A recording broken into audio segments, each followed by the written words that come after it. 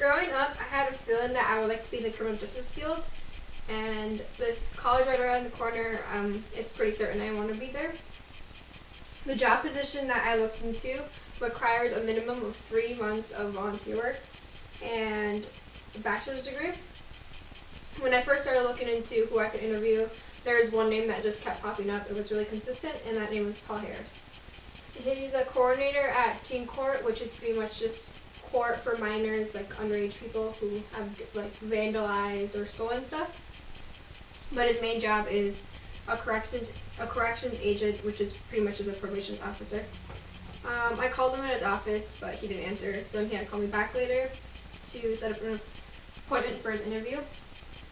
I chose Paul Harris for an interview because he's high ranked at the Waukegan County district, and he's been working there for 38 years. He's actually going to retire in July this year, which is pretty sad. And during this interview, I was uncomfortable at first. I was just because I'm a shy person, and it's really hard for me to meet new people. But after 10 minutes, I felt more comfortable, and I actually felt really confident in the interview. The process with Harris went well because he gave really long responses, and he made the hour pass by really fast. And next, I'll be talking about the job position itself. The corrections agent job entails supervision, which includes treatment checks, home visits, background checks, and employment checks, just to make sure that it backs up, and investigation, which is like, when you first get your client, you have to investigate and make sure that they're not guessing everything. And it requires a bachelor's degree.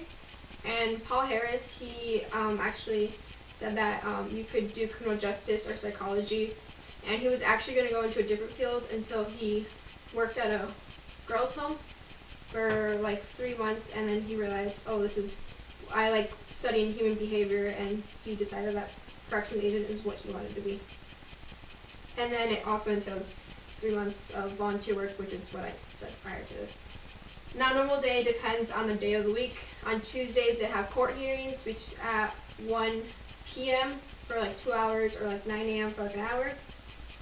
On any other day, an agent is writing reports or conducting background checks on their client, and their clients have to check in with their agent for like once a week.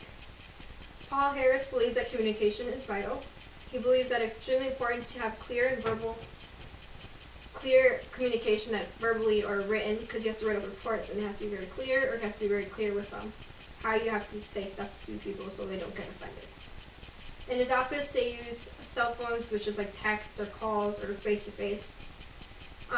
Harris wishes that he had gotten a master's degree instead of a bachelor's degree, because he would have made more money than $40,000 a year, which actually varies in like how big your city is. So Waukegan, you're going to get lower than a big city because it's more expensive to live in a bigger city. One thing that I saw in the interview that really surprised me was the diversity.